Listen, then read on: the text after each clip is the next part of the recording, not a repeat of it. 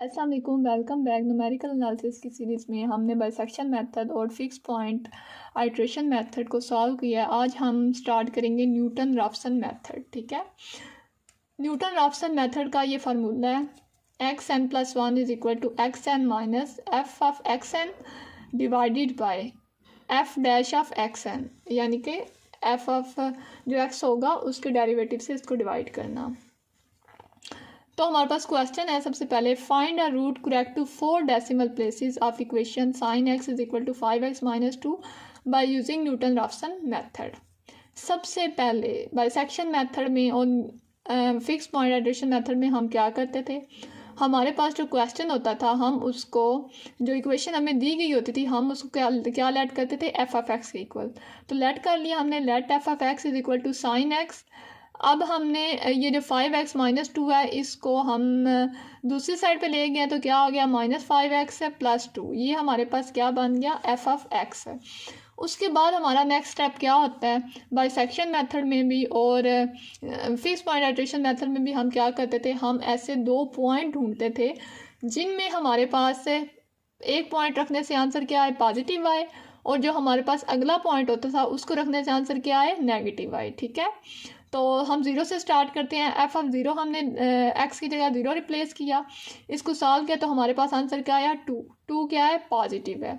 उसके बाद नेक्स्ट हमने 1 पुट किया तो हमारे पास आंसर क्या आया, -2.1585।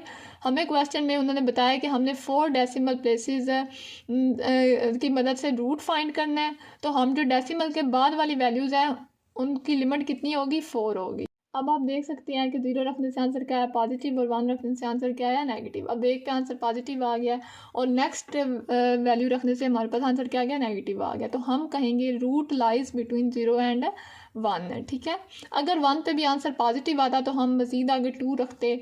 तो जहाँ पे वो दो लास्ट वैल्यूज़ है, जहाँ पे एक पे आंसर पॉजिटिव आ रहा हो और नेक्स्ट पे आंसर क्या आ रहा हो, नेगेटिव आ रहा हो, हम वो नंबर्स चूज़ करते हैं और हम कहते हैं कि हमारा जो रूट है वो इन दोनों के दरमियान क्या करता है, लाई करता है। उसके बाद हमारे पास हम फार्मूला लगाएंगे। हमारे पास ये फार्मूला है x n minus f of x n divided by f of f dash of x n. ठीक है, तो हमारे पास एफ ऑफ एक्स क्या था, sine x minus 5x plus 2। इसके बाद हमें फार्मूले में क्या रिक्वायर्ड है, उसका डेरिवेटिव रिक्वायर्ड है। तो हम इसका डेरिवेटिव लेंगे। साइन का डेरिवेटिव क्या होता है, cos x of n minus 5x n का डेरिवेटिव क्या हो गया, -5 है, और 2 हमारे पास कांस्टेंट है, इसका डेरिवेटिव क्या हो गया, 0 हो गया।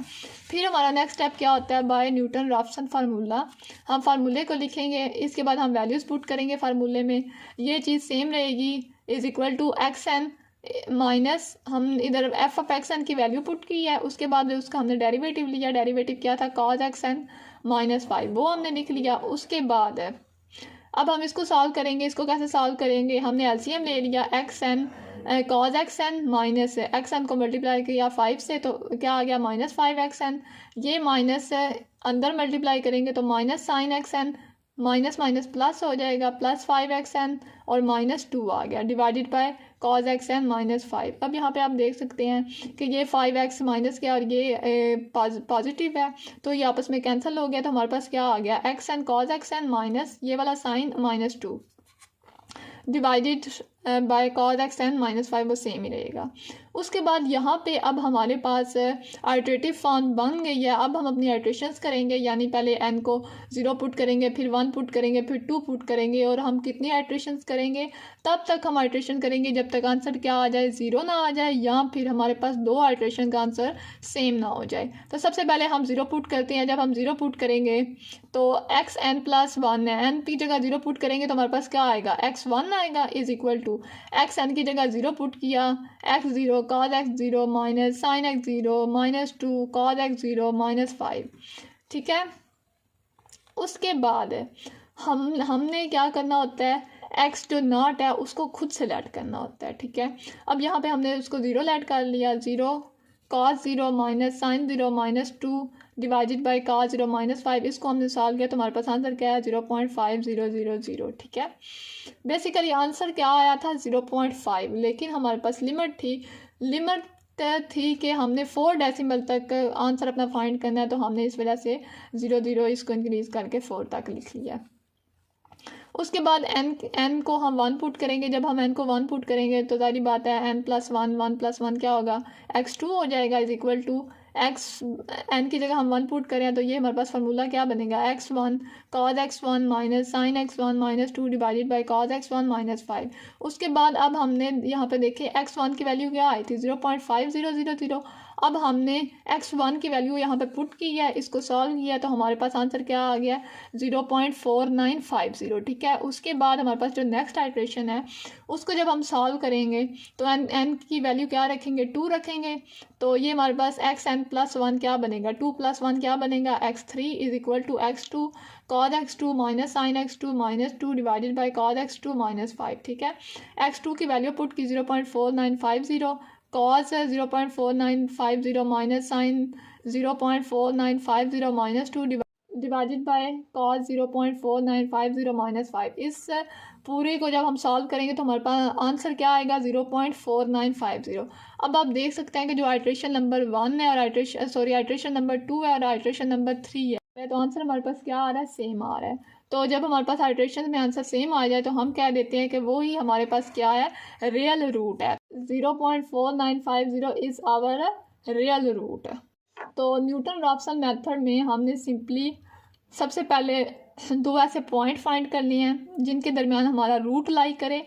वो पॉइंट कौन से होते हैं, एक पे आंसर हमारा पॉजिटिव आए और एक पे आंसर क्या है नेगेटिव आए। ठीक है, उसके बाद है हमारे पास जो फार्मूला हम लगाते हैं, फार्मूले में जो जो चीज़ें रिक्वायर हैं उनको हम फाइंड करते हैं और फार्मूला लगा के एलसीएम लेके हम आइट्रेटिव फॉर्म बना के बस आइट्रेशन करते हैं और जहाँ पे हमारा आंसर 0 आ जाए या फिर दो आइट्रेशन का आंसर सेम आ जाए तो हम उसको क्या कह देते हैं कि वो हमारे पास करेक्ट रियल रूट है। ठीक है, तो न्यूटन रॉप्सन मेथड बहुत ईजी है, बहुत ईजी है, सिर्फ आपने इसका क्या करना है फार्मूला याद रखना है। बाकी ये बाइसेक्शन मेथड और फिक्स पॉइंट आइट्रेशन मेथड की निस्बत बहुत ज़्यादा ईजी है। इसके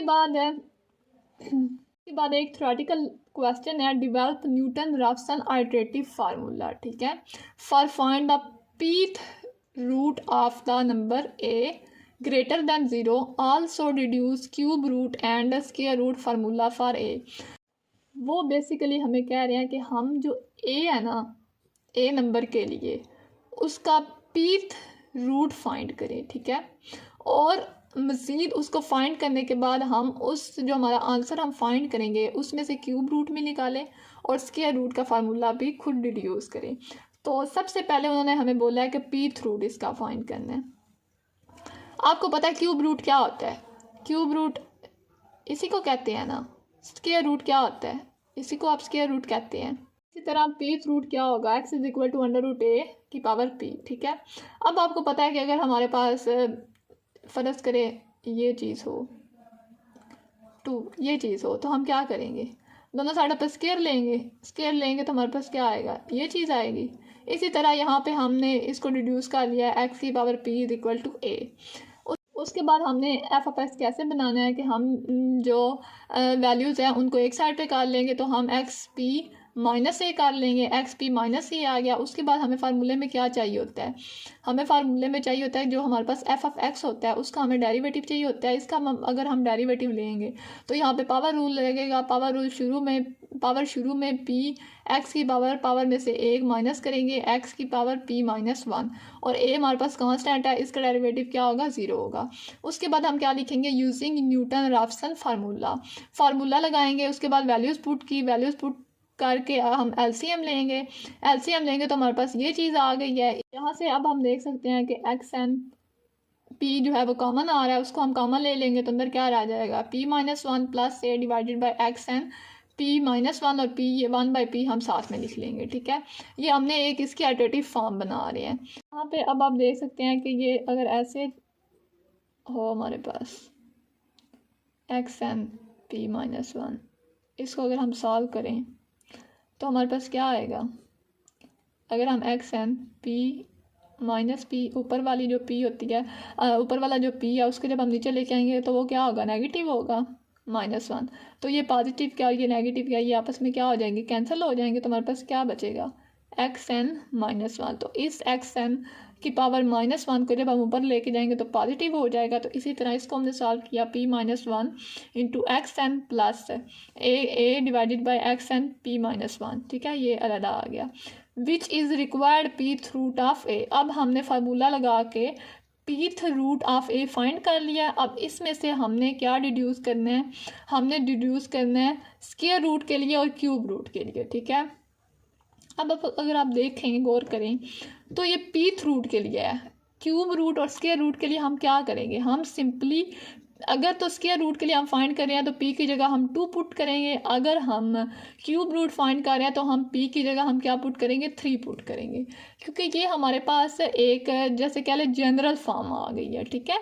यानी कि जैसे अब क्वाड्रेटिक इक्वेशन है, उसकी जनरल फॉर्म क्या है, ax² plus bx plus c। अब उसकी जनरल फॉर्म हमेशा यही रहेगी, यानी कि क्वाड्रेटिक इक्वेशन हमेशा इस फॉर्म में रहेगी। सिर्फ क्या होगा, ए की वैल्यू चेंज होगी, बी की वैल्यू चेंज होगी या सी की वैल्यू चेंज होगी, वो कोई भी हो सकती है, लेकिन जनरल फॉर्म यही रहेगी। इसी तरह पीथ रूट की जनरल फॉर्म भी यही रहेगी, बस पी की वैल्यू जो है वो चेंज होती रहेगी। मज़ीद अगर वो कहते हैं कि फोर्थ रूट के लिए फाइंड करें तो पी की जगह हम क्या पुट करेंगे, 4 पुट करेंगे। For square root put p is equal to 2, हमने p को 2 पुट किया, 1/2 into 2-1 x n plus a divided by x n 2-1, ठीक है। इसको सॉल्व किया, 2-1 क्या आ गया, 1 simply, x n plus a divided by x n 2-1 simply 1 होता है, तो क्या आ गया, एक्स एन। ये हमारे पास है क्या आ गया, स्क्वायर रूट ऑफ ए। उसके लिए जो हमने फार्मूला डिफाइन करना है वो ये हो गया हमारे पास है।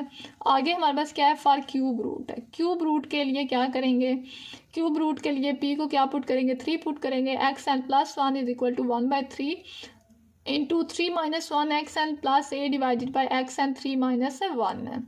X n plus 1 is equal to 1/3, ये हमारे पास है। इसको जब हम सॉल्व करेंगे तो 3-1 क्या आ गया, 2x n plus a divided by x n की power 2 which is required cube root of a।